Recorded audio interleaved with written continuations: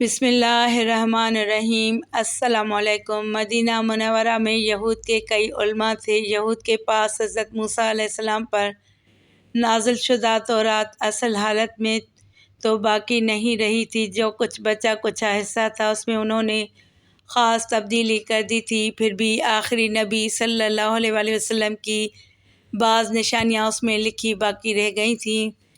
یہود کے عالموں میں سے ایک عالم سب سے بڑے سمجھے جاتے تھے۔ انہوں نے تورات میں نبی آخر الزماں صلی اللہ علیہ وآلہ وسلم کی نشانیاں پڑھ رکھی تھیں۔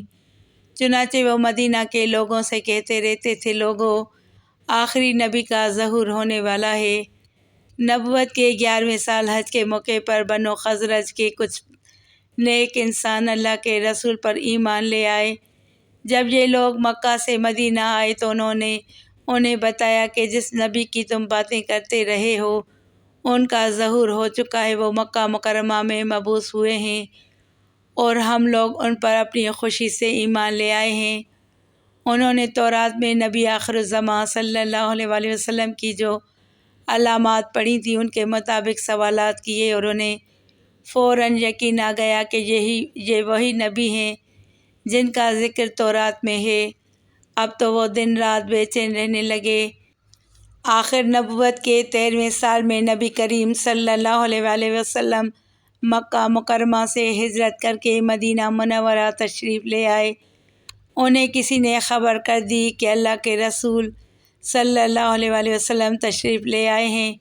یہ سنتے ہی انہوں نے نعرہ تکبیر بلند کیا۔ ان کا نعرہ سن کر ان کی پھوپھی نے کہا، ان صاحب کے آنے سے تمہیں اتنی خوشی ہوئی ہے کہ شاید موسیٰ علیہ السلام بھی تشریف لے آتے تو تم اتنے خوش نہ ہوتے۔ یہ سن کر وہ بولے، پھوپھی جان، اللہ کی قسم، یہ بھی موسیٰ علیہ السلام کے بھائی ہیں اور اسی مقصد کے لیے دنیا میں تشریف لائے ہیں جس مقصد کے لیے حضرت موسیٰ علیہ السلام آئے تھے۔ پھوپھی نے کہا، بھتیجے، کیا یہ واقعی وہ نبی ہیں جن کی تورات اور دوسری آسمانی کتابوں میں خبر دی گئی ہے؟ انہوں نے فوراً کہا، بے شک یہ وہی ہیں۔ اس پر پھوپھی نے کہا، تب تو یہ ہماری بہت خوش قسمتی ہے کہ اللہ کے آخری نبی صلی اللہ علیہ وآلہ وسلم خود ہمارے شہر میں تشریف لے آئے ہیں۔ اس گفتگو کے بعد وہ نبی اکرم صلی اللہ علیہ وآلہ وسلم کی خدمت میں حاضر ہوئے۔ پھوپھی بھی ساتھ تھیں۔ اس طرح دونوں ایمان لے آئے۔ یہ ایمان لانے والے خوش قسمت حضرت عبداللہ بن سلام رضی اللہ تعالیٰ عنہ تھے اور ان کی پھوپھی حضرت خالدہ بنت حارث رضی اللہ تعالیٰ عنہ تھیں۔ اب ان کی خواہش تھی کہ ان کا سارا گھر اسلام قبول کر لے۔ انہوں نے گھر کے افراد کو اسلام کی دعوت دی۔ سب لوگ اسلام لے آئے۔ خود حضرت عبداللہ بن سلام رضی اللہ تعالیٰ عنہ فرماتے ہیں، جب میں نے رسول اللہ صلی اللہ علیہ وآلہ وسلم کی نبوت کا ذکر سنا تھا، میں ان پر غائبانہ ایمان لا چکا تھا، لیکن میں نے اپنے ایمان کو یہودیوں سے پوشیدہ رکھا تھا۔ نبی کریم صلی اللہ علیہ وآلہ وسلم کو دیکھتے ہی مجھے پختہ یقین ہو گیا کہ آپ ہی نبی آخر الزماں ہیں۔ تاہم مزید اطمینان کے لیے میں نے آپ سے 3 سوال پوچھے۔ علامات قیامت میں سے پہلی علامت کون سی ہے؟ اہل جنت کو پہلی چیز کھانے کی کیا ملے گی؟ وہ کون سا سبب ہے جس کی وجہ سے بچہ کبھی ماں کی شکل پر ہوتا ہے اور کبھی اپنے باپ کی شکل پر؟ رسول اللہ صلی اللہ علیہ وآلہ وسلم نے پہلے سوال کا جواب یہ فرمایا، وہ ایک آگ ہوگی جو لوگوں کو مشرق سے مغرب کی طرف ہنکائے جائے گی۔ دوسرے سوال کے جواب میں آپ نے فرمایا، مچھلی کا جگر کھلایا جائے گا۔ تیسرے سوال کا بھی نبی کریم صلی اللہ علیہ وآلہ وسلم نے کافی شافی جواب دیا۔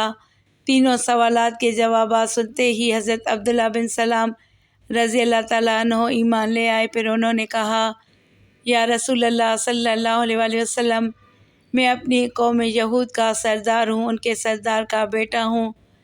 میری قوم مجھے عالم مانتی ہے، میرے باپ کو بھی عالم مانتی تھی، وہ میرا بہت احترام کرتی ہے، لیکن میں یہ بھی جانتا ہوں کہ میری قوم کے لوگ سخت جھوٹے ہیں۔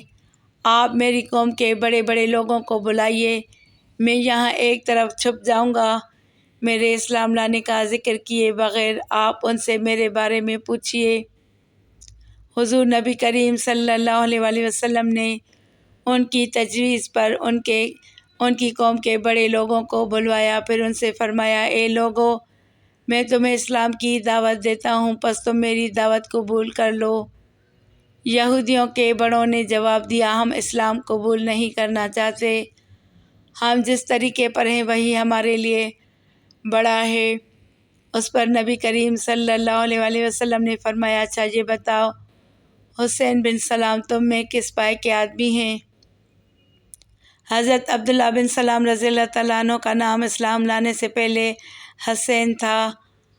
جواب میں انہوں نے فوراً کہا، وہ ہم سب میں اچھے ہیں اور سب سے اچھے فرزند ہیں، ہمارے سردار ہیں، ہم میں ان کے برابر کا کوئی عالم نہیں، ان سے زیادہ کوئی احترام کے قابل نہیں۔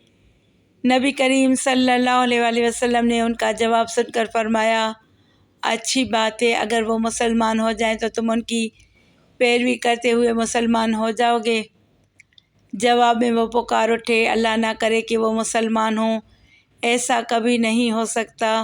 اللہ کے رسول صلی اللہ علیہ وآلہ وسلم نے انہیں آواز دی، وہ وہیں ایک کونے میں چھپے ہوئے تھے، بلند آواز سے کلمہ شہادت پڑھتے ہوئے باہر نکل آئے، پھر یہودیوں سے بولے، اے لوگو، اللہ سے ڈرو، تمہیں خوب معلوم ہے یہ اللہ کے رسول صلی اللہ علیہ وآلہ وسلم ہیں، ان کا دین سچا ہے، پھر بھی تم ایمان لانے سے انکار کر رہے ہو۔ یہ سن کر یہودی بپھر گئے، چیخ کر بولے، تم جھوٹے ہو، ہماری قوم کے بدترین آدمی کے بیٹے ہو۔ حضرت عبداللہ بن سلام رضی اللہ تعالیٰ عنہ نبی کریم صلی اللہ علیہ وآلہ وسلم کی طرف مڑے اور عرض کیا، یا رسول اللہ صلی اللہ علیہ وآلہ وسلم، آپ نے دیکھا مجھے ان کی طرف سے اسی فضول بات کی امید تھی۔ نبی کریم صلی اللہ علیہ وآلہ وسلم نے ارشاد فرمایا، آج سے تم حسین کی بجائے عبداللہ ہو۔ چنانچہ یہ اسی نام سے مشہور ہوئے۔ عبداللہ بن سلام رضی اللہ تعالیٰ عنہ نے اپنے دو بھتیجوں کو پرخلوص انداز میں اسلام کی دعوت دی تو ان میں سے ایک نے فوراً اسلام قبول کر لیا، ان کا نام سلمہ تھا۔ اسلام لانے کے بعد آپ اکثر نبی کریم صلی اللہ علیہ وآلہ وسلم کی خدمت میں حاضر رہنے لگے، یہاں تک کہ آپ کے قریبی صحابہ میں شمار ہونے لگے۔ آپ صلی اللہ علیہ وآلہ وسلم نے ان کے بارے میں فرمایا، عبداللہ بن سلام اہل جنت میں سے ہیں۔ حضرت عبداللہ رضی اللہ تعالیٰ عنہ میں عاجزی اور انکساری بہت تھی۔ ایک بار آپ نے خواب دیکھا، اپنا خواب رسول اللہ صلی اللہ علیہ وآلہ وسلم کو سنایا تو نبی کریم صلی اللہ علیہ وآلہ وسلم نے خواب کی تعبیر ارشاد فرمائی، عبداللہ تم مرتے دم تک اسلام پر قائم رہو گے۔ ایک بار آپ لکڑیوں کا گٹھا کمر پر لادے بازار میں جا رہے تھے، چونکہ اپنے قبیلے کے رئیس تھے اور اللہ نے دولت سے بھی نوازا تھا، اس لیے لوگ انہیں اس حالت میں دیکھ کر حیران ہوئے۔ کسی نے کہا، عبداللہ، اللہ نے آپ کو اتنا کچھ دے رکھا ہے، پھر یہ لکڑیاں آپ نے کسی مزدور سے کیوں نہ اٹھوائیں؟